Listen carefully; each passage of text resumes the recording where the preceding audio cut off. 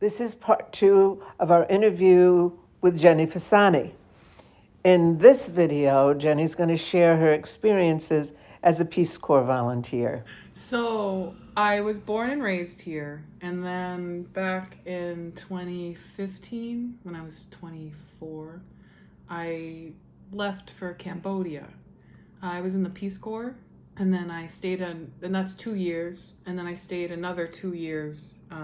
So I was there for 4 years. I came back home right before the pandemic.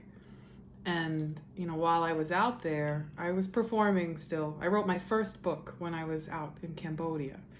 And so I was really blessed to have the opportunity to learn and experience how poetry doesn't really have home.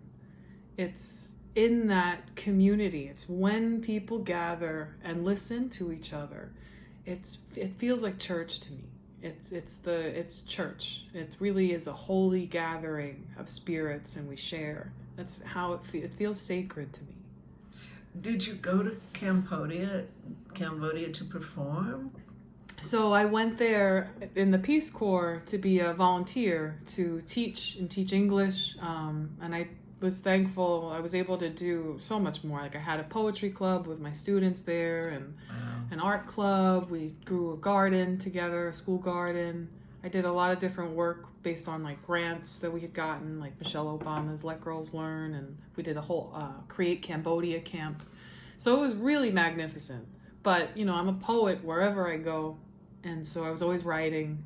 And then there was some, like in the capital city, there were open mics, and so I did my stuff there and was a part of that. There was writers' festivals, and it was crazy how poets, like, we started overlapping. Like, there were people I met who knew Thomas Fucaloro. Oh, that's amazing. Yeah. Wow. So that was crazy. And so I've met up with those poets again in Manhattan, and so that's what I mean. There's no home. So I didn't go there with my intention of being a poet there, but it was kind of like that. I needed to write, and I needed to be in that community again. And so when I would travel, I performed in Malaysia when I was out there. I met artists and poets there. So yeah, that really that opened up a new veil of understanding for me.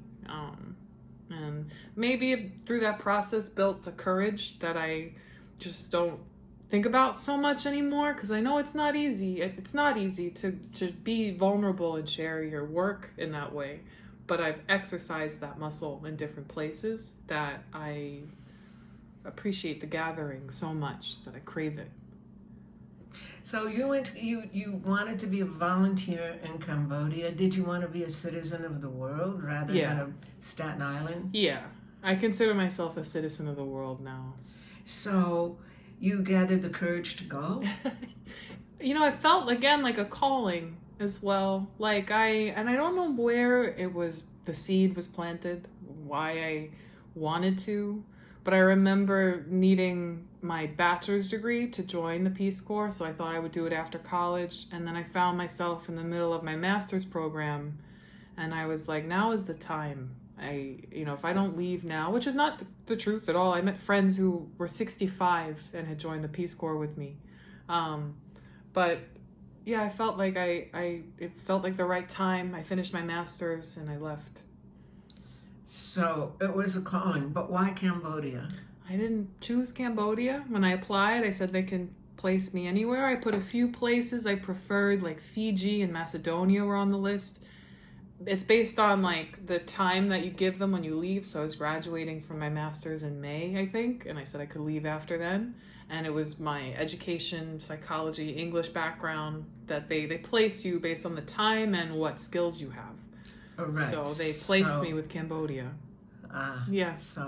And were there a lot of people from all over the world volunteering? So in the Peace Corps, it's American based, which it was basically a pool of 100 people or so from across the United States. So that was its own culture shock because the East Coast is very different than the West Coast. Oh, yes. You know? And I have always been told I'm like a nice, warm person, but I met some people from California who called me like rude based on like the jokes I would say or Oh, things they like found that. you rude. Yeah. That's And I was unusual. like, whoa, what's that? And then I realized it's just East versus West Coast. We're just different. So there was that. But then in Cambodia, there's a lot of different volunteers from all over the world. I've met people from all over, so that was cool. Were a lot of people speaking English, everyone, or? In the village where I was there for 2 years, no. There was the English teachers I worked with at the school could speak basic English, but I lived with a host family and they couldn't speak English. So it was one of those things that your brain adapts. We adapt to where we are, and so you're listening, you're hearing it all the time. So I ended up being able to speak it pretty well. But then in the capital, there were people who could speak English, but generally, it was the Khmer language, which is the Cambodian language. So did you work with children or adults? With children. Both. I mean, so I was at a secondary school, so that was 7th grade through 12th grade. But I would run after school. I would do like an art class with kids, and those were kids who were like anywhere from 5 to 8. You stick out. So it's like I'm an alien walking around. I'm just tall and white, and it's just like, who are you? So they just sort of gravitate towards you. Right. You looked at least interesting. Yeah, and they were interested. So then from that, it's a fruitful place to be able to introduce different, like we did origami together with the little kids and different kind of art projects. And so, yeah, it was a really blessed, beautiful time in my life that forever altered who I am. And so you came back to the island. Yeah. Just before COVID. Yeah, it was really weird. Was that, it must have been shocking. It was difficult because I had gone through a lot while I was out there, good and bad, that I needed to process. I was coming home to regroup myself and think about what was next. And then I had a couple months, and then the pandemic happened, which I was grateful to be home because I would have been really worried for my family. But at the same time, it was really strange. I feel kind of emotionally backlogged in a sense. Like, I think some of the poems, stuff now, like, I'm still trying to make sense of things. I don't know if I ever will, but it was really weird because I was trying to reestablish my life, find my job again, and, kind of figure out my living situation. Try to date, God forbid, and Oh, God forbid. Yeah, That's so hard, yeah. right? So with Involution, these were poems that I've written since I moved home back from Cambodia, and this past year was really hard. Past few years since I moved home, and then stuff that happened while I was away was really hard. And there comes a point where I just felt myself needing to collapse inside. Like I had to look inside of myself in order to heal. And so Involution's about that process. So a lot of these poems are dark, or you'd express that they were emotionally evocative. They made you feel something. It's because they're coming from a very real place of pain in me. And I try to make it light in some places, but some things just, it was hard.